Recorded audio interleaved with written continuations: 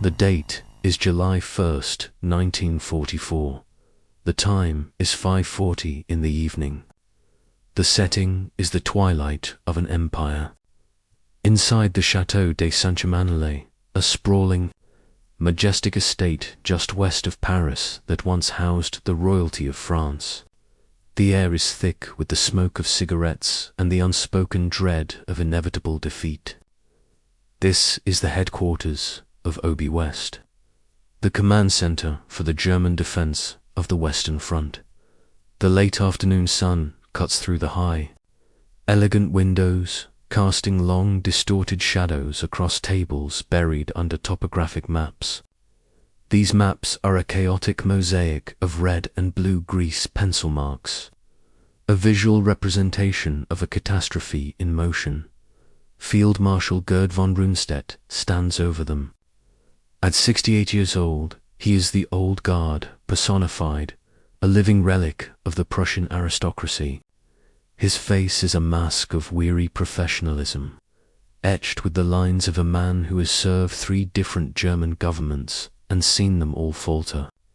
He reaches out a hand, the skin like parchment, and lifts the black receiver of the ringing telephone.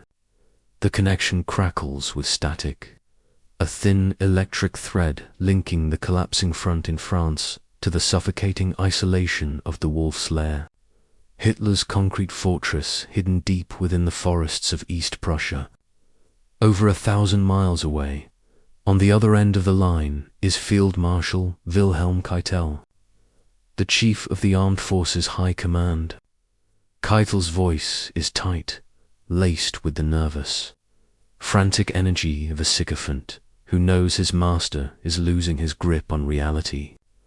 He is calling to ask the question that has been echoing through the concrete corridors of the Wolf's Lair for weeks, a question born of desperation and denial. Keitel demands to know the situation in Normandy, but he is asking a man who has no patience left for lies. 20-5 days have burned away since the Allied armadas appeared off the coast on June the 6th. 25 days of incessant slaughter. The Americans have seized Cherbourg, the vital deep water port that will soon feed the Allied war machine with an endless river of steel and supplies. The British are hammering at the gates of Cannes, the linchpin city that guards the open plains leading to Paris. The casualty reports crossing von Rundstedt's desk are not just numbers. They are the epitaph of the Wehrmacht. Divisions are evaporating. Regiments are being reduced to companies, companies to squads. The skies belong entirely to the enemy, whose fighter bombers prowl the daylight hours like hawks, turning any German movement into a suicide mission. There are no replacements coming. There is no air cover. The front is not just bending, it is fracturing inch by bloody inch. Keitel, safe in the bunkers of East Prussia, asks the question again, the question Hitler demands answered. What shall we do? Von Rundstedt pauses. For a moment there is only the hum of the wire. He looks at the map, at the red arrows of the Allied advance that look like claws digging into the flesh of France. He thinks of the 50 years he has worn a uniform. He thinks of the honor of the officer corps, now stained by the madness of the Nazi regime. He knows the strategic reality better than any man alive. He knows the mathematics of war, and the equation has been solved. There is no maneuver left to perform. There is no ace in the hole. He speaks into the receiver, his voice a low, gravelly growl of absolute, unvarnished truth. Make peace, you idiots. What else can you do? The line goes dead silent. Keitel has no response. There is no response. In that brief, electrified moment, the senior soldier of the German Reich has spoken the heresy that everyone knows but no one dares to whisper. The war is lost. To continue is not strategy. It is murder. It is a delay of the inevitable that will be paid for in the burning of German cities and the annihilation of her youth. Within days, von Rundstedt will be stripped of his command, sent into retirement while the inferno rages on for another 10 months. But to understand why he said it, and why the tragedy played out exactly as he predicted, we must step back from the chateau and the phone call. We must look at the man and the 25 days of hell that broke the back of the German army in the West. Gerd von Rundstedt was not a product of the Nazi Revolution. He was carved from a much older, harder stone. Born in December 1875 in Aschersleben, in the heart of Prussian Saxony, he entered a world where the military was not a career, but a religion. His bloodline was a chronicle of service to the state, stretching back through generations of officers who had served kings and kaisers. His grandfather had drawn his sword against Napoleon. His father had risen to the rank of general. For young Gerd, putting on the uniform was as inevitable as breathing. He entered the cadet corps at 16, a boy molded into a precise instrument of war.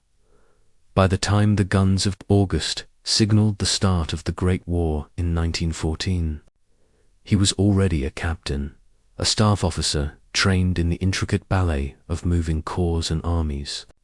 He spent those 4 years of mud and blood not in the trenches, but in the command posts, mastering the logistics that dictate victory or starvation. He learned that bravery is useless without ammunition, that spirit cannot replace supply lines. When Germany collapsed in 1918 and the Kaiser fled, von Rundstedt remained. He became a pillar of the Reichswehr, the small, elite professional army allowed by the Treaty of Versailles.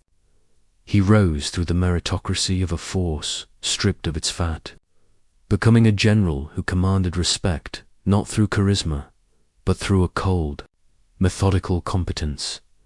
He viewed the rise of Adolf Hitler with the disdain of a patrician watching a street brawl. To von Rundstedt and his class, Hitler was the Bohemian corpora, a vulgar, shouting demagogue who had somehow seized the reins of the state. Von Rundstedt was never a Nazi. He never joined the party. He looked upon the brown-shirted mobs with aristocratic contempt, but he was a Prussian soldier, and his code was simple: loyalty to the state, regardless of who held the chancellorship. When the orders came, he obeyed. When the war began, he fought, and he was terrifyingly good at it. In the autumn of 1939, it was von Rundstedt who orchestrated the annihilation of Poland. Commanding Army Group South, he unleashed a torrent of violence that the world had never seen. His panzers tore through the Polish defenses with surgical precision, covering 200 miles in 2 weeks. It was a masterpiece of encirclement and speed. In 35 days, a nation ceased to exist.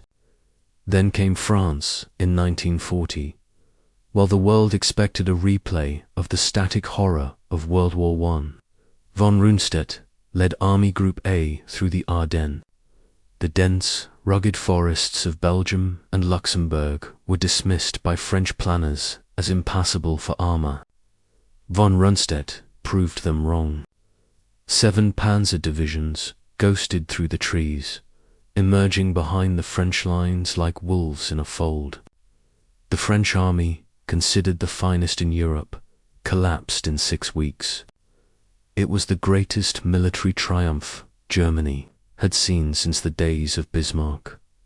Then came the East, June 1941, Operation Barbarossa. Von Rundstedt, now commanding the southern wing of the invasion, drove his forces into the vast, golden steppes of Ukraine. The scale was biblical. His armies swallowed territory, covering 400 miles in 3 months. At Kiev, he oversaw the largest encirclement in the history of warfare. a cauldron of death where over 500,000 Soviet soldiers were killed or captured. But it was there, in the endless horizons of Russia, that the cracks began to show. The Red Army was being slaughtered, yet it did not die. For every division destroyed, another seemed to materialize from the earth. The roads turned to mud, the temperature dropped, and the German logistical spine began to snap. In December 1941, facing a Soviet counteroffensive at Rostov, von Rundstedt did the unthinkable. He ordered a retreat. He traded space for survival.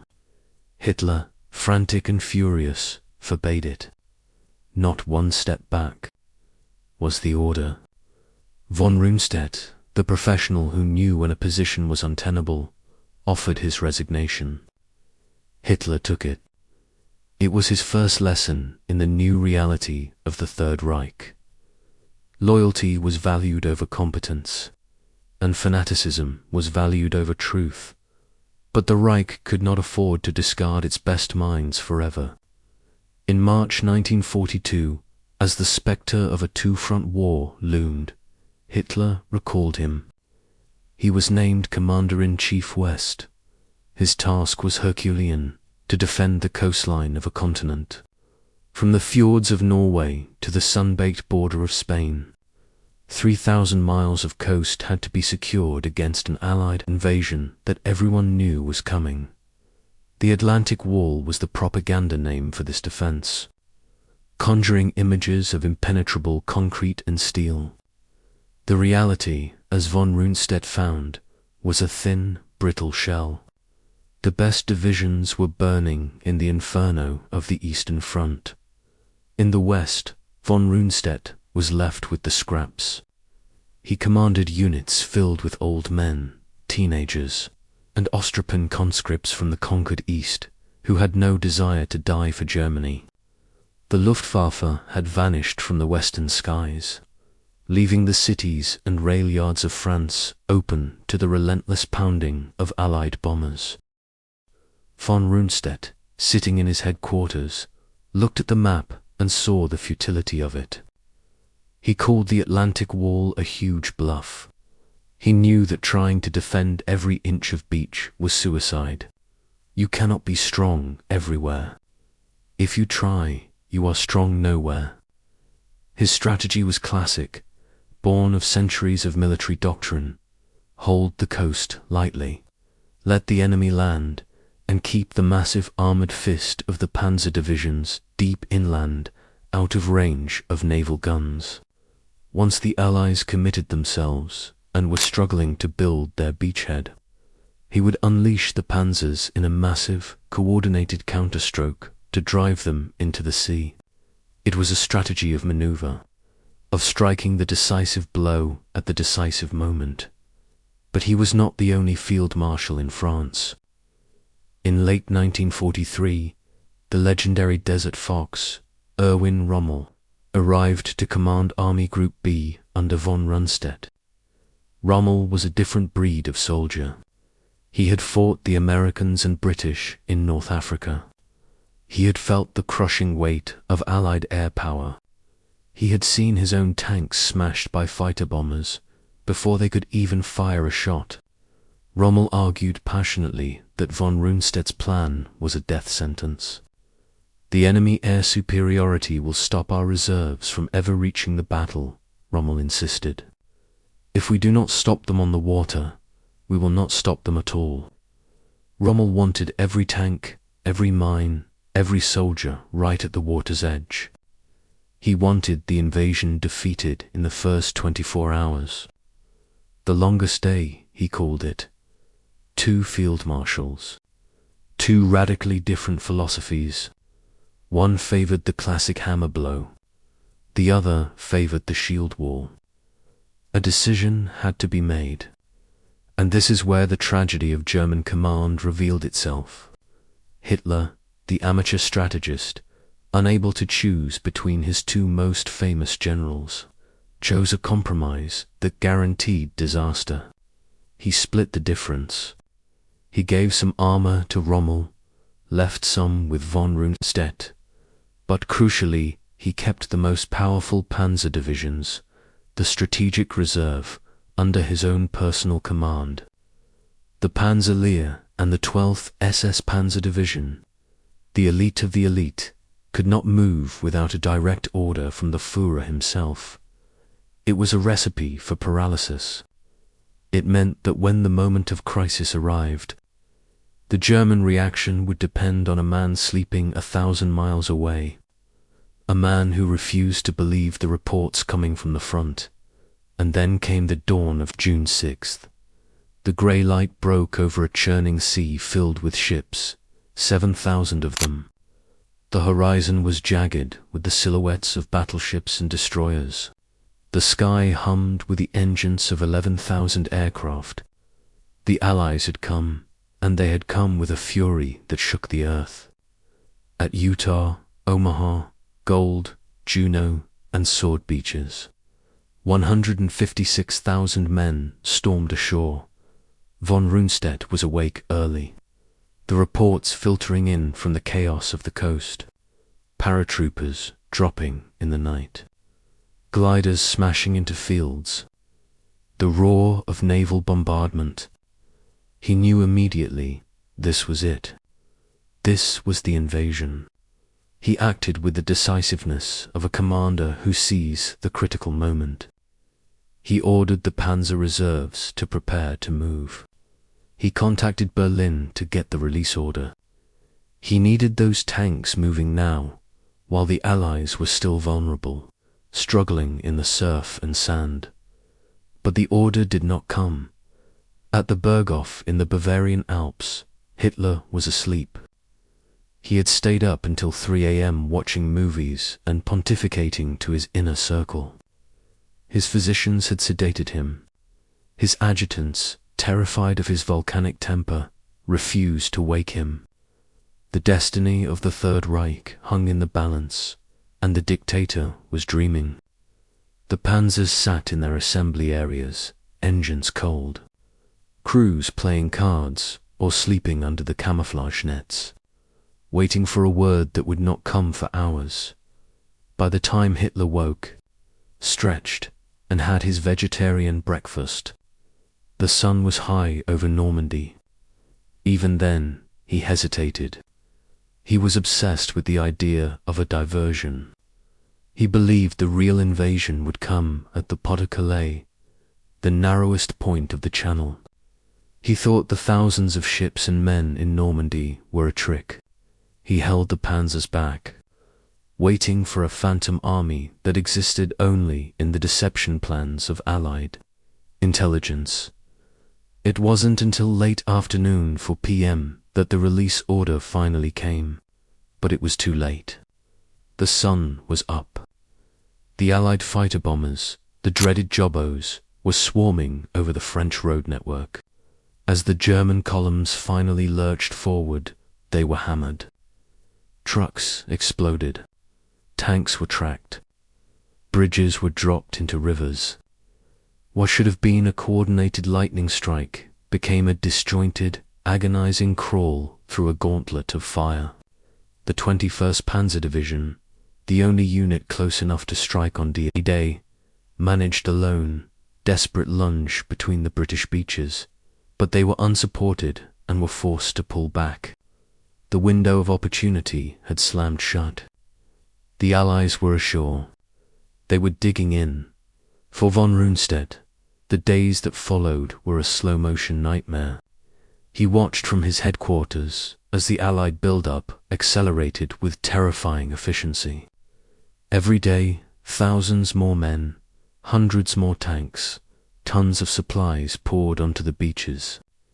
The German forces, by contrast, were bleeding out. Reinforcements from the rest of France had to move by night, crawling along back roads to avoid the hawks in the sky.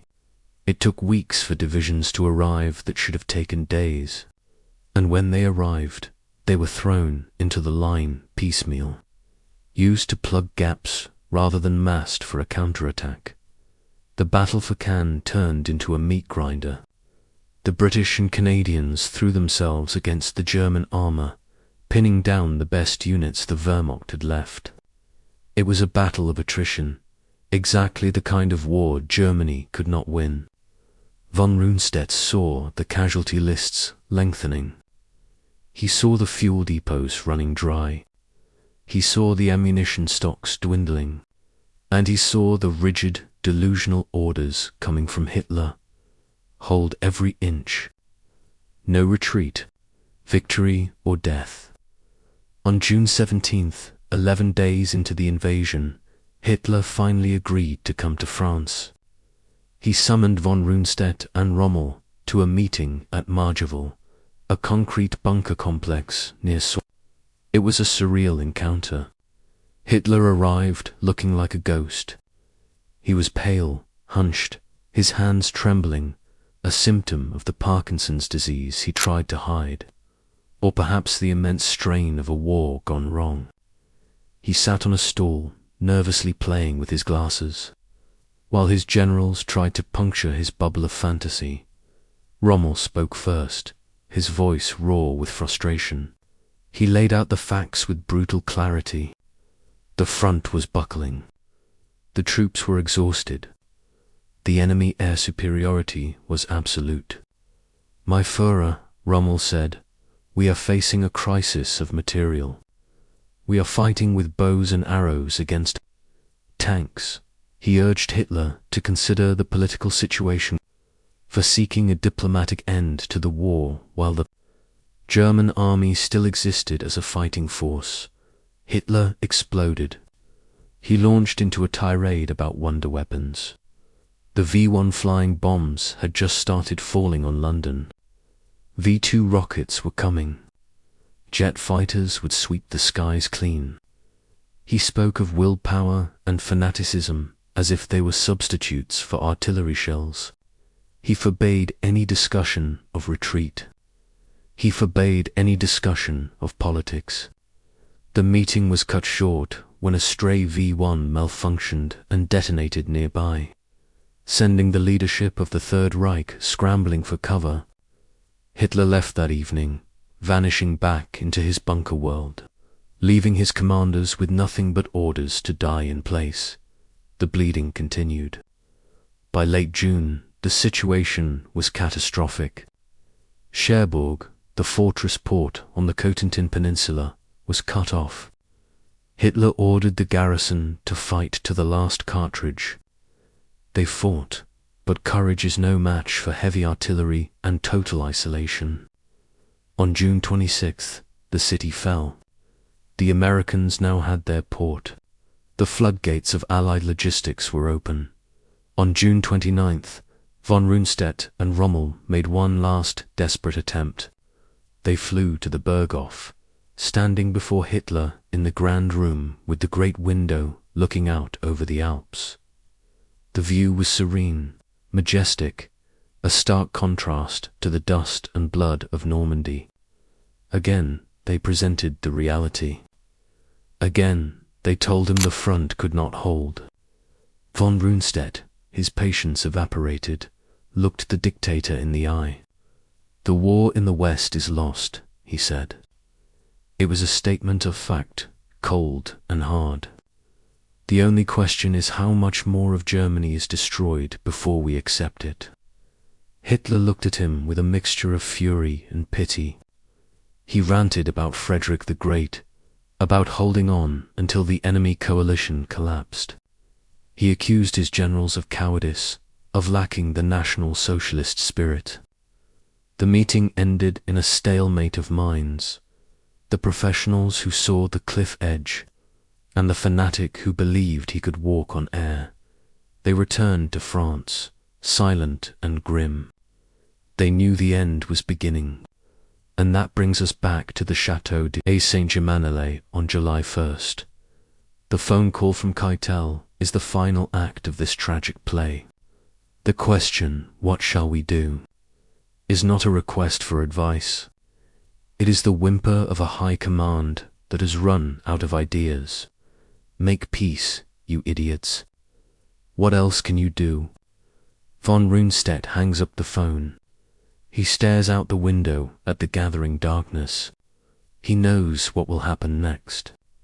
In a dictatorship, truth is treason.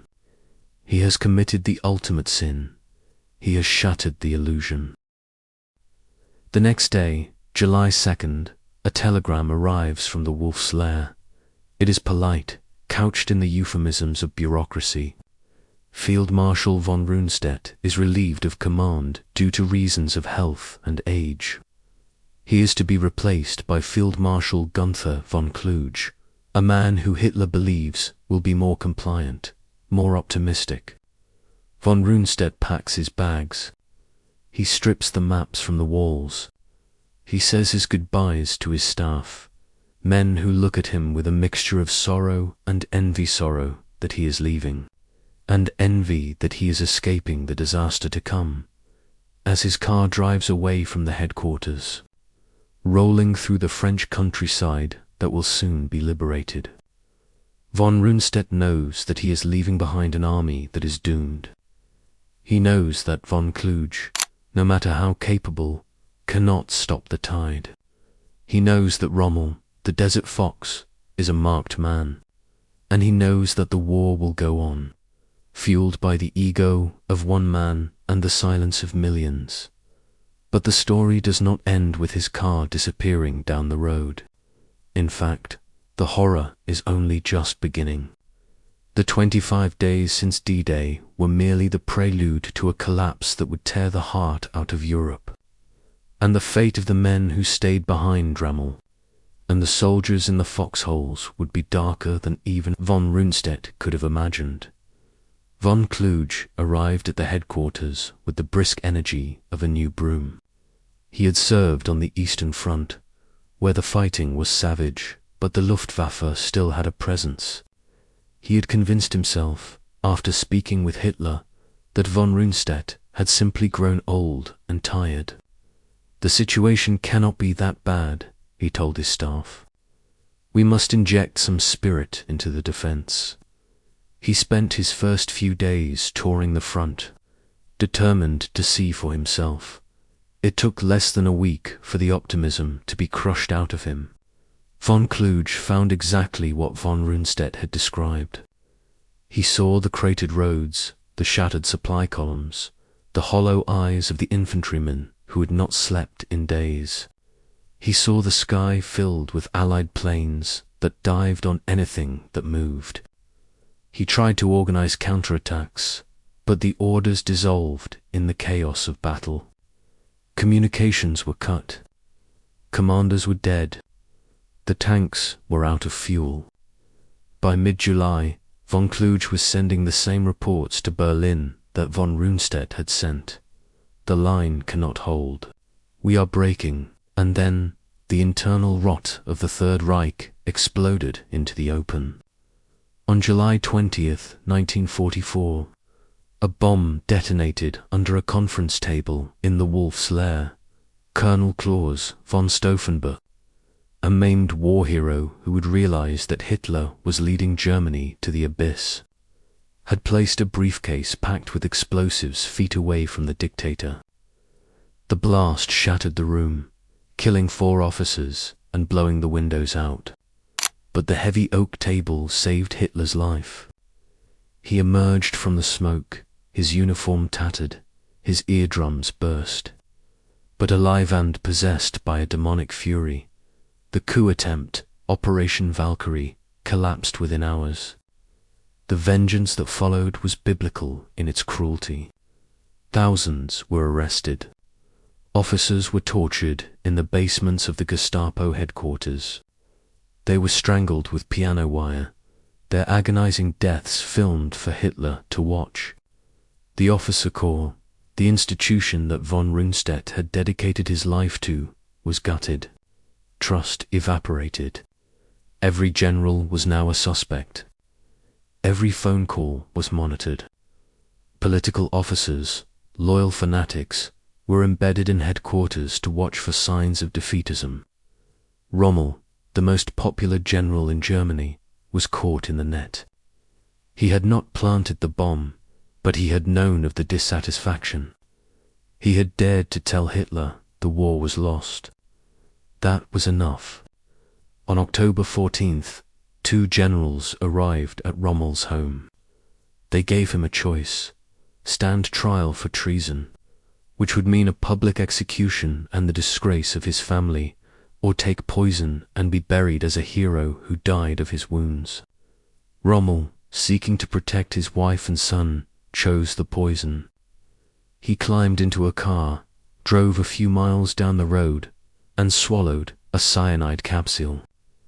The regime gave him a state funeral, mourning the hero they had murdered. Von Kluge, too, was doomed. As the front finally shattered in August, and the Americans broke out into the open country of France, Hitler suspected him of trying to negotiate a surrender. Summoned to Berlin and knowing what awaited him in the torture chambers, von Kluge stopped his car near Metz. He wrote a final letter to Hitler, pleading with him to end the senseless slaughter. "Show yourself to be great enough to put an end to a hopeless struggle," he wrote. Then he bit into a cyanide capsule. These were the men who had replaced von Rundstedt, dead by their own hands, crushed by the system they served. Meanwhile, the war raged on. The Americans liberated Paris in August. The British swept through Belgium. The Allies reached the German border. The 1,000-year Reich was shrinking by the day, and yet, in a twist of fate that defies logic, von Rundstedt was not done. In September 1944, with the Western Front in ruins and the Allies poised to invade Germany itself, Hitler did the incomprehensible. He recalled the man he had fired for telling the truth. He summoned von Rundstedt back from retirement and reinstated him as Commander-in-Chief West. Why? Because there was no one left. The competent generals were dead or imprisoned. The loyalists were incompetent. Hitler needed a name. He needed a symbol. He needed the old Prussian field marshal to reassure the German people that the situation was under control. Von Rundstedt, old, sick, and cynical, accepted the command. He had no illusions. He told his staff, "My only job now is to preside over a catastrophe." He returned to a headquarters that was constantly on the move, retreating from one bombed-out town to another. He wore his uniform, he looked at the maps, but he knew he was a figurehead. The real decisions were being made by Hitler, who was now moving phantom divisions around on a map that bore no resemblance to reality. It was in this atmosphere of doom that the final tragedy of the West was conceived: the Ardennes offensive. The Battle of the Bulge. Hitler dreamed of one last great victory. He scraped together the last reserves of the German army, the last tanks, the last fuel, the last trained men. He planned to strike through the snowy forests of the Ardennes, just as von Rundstedt had done in 1940. To split the Allied armies and capture the port of Antwerp, von Rundstedt looked at the plan and was horrified. It was madness. The 1940 offensive had worked because the enemy was unprepared and the German army was at its peak. Now, in December 1944, the enemy had total air superiority and the German army was a shadow of itself. This operation has no chance of success, von Rundstedt argued. We do not have the fuel to reach Antwerp. We do not have the air cover. All we will do is destroy the last reserves we have. He proposed a small solution, a limited attack, to pinch off a few Allied positions and stabilize the line. Hitler rejected it. It was to be the big solution or nothing. It was to be victory or total ruin. On December 16th, 1944, the attack began. For a brief, terrifying moment, it seemed to work. The Americans, caught off guard in the freezing fog, were pushed back. A bulge formed in the line. But as von Rundstedt had predicted, the laws of logistics cannot be cheated. The tanks ran out of gas. The weather cleared, and the Allied air forces returned to the skies, turning the German columns into burning scrap along the narrow mountain roads. The offensive collapsed, leaving 100,000 German casualties and the wreckage of the panzer, divisions scattered in the snow. The gamble had failed. The end was now not just inevitable, it was imminent. In March 1945, von Rundstedt was fired for the final time. The Americans had captured the bridge at Remagen, crossing the Rhine River, the sacred barrier of Germany. Hitler, needing a scapegoat, blamed the old field marshal. Von Rundstedt surrendered his command without a word. He went home to a Germany that was burning. The cities were rubble. The refugees clogged the roads. The Soviet army was closing in on Berlin, exacting a terrible revenge for the crimes of the East. The war ended in May 1945. Von Rundstedt was captured by US troops. He was an old man in a hospital gown, suffering from heart disease and arthritis.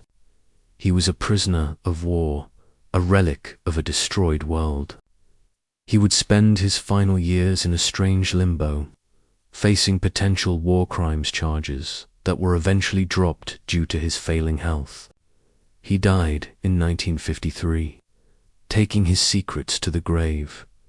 But his words on that July evening in 1944 remain his defining legacy.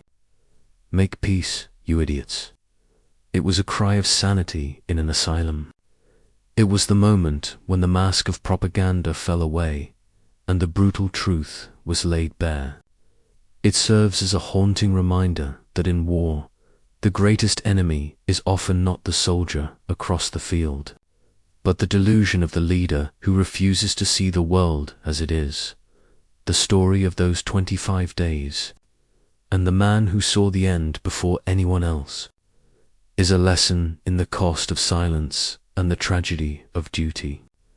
It is a story of how a nation can be led off a cliff, step by step, while those who know better watch it happen, powerless to stop the fall.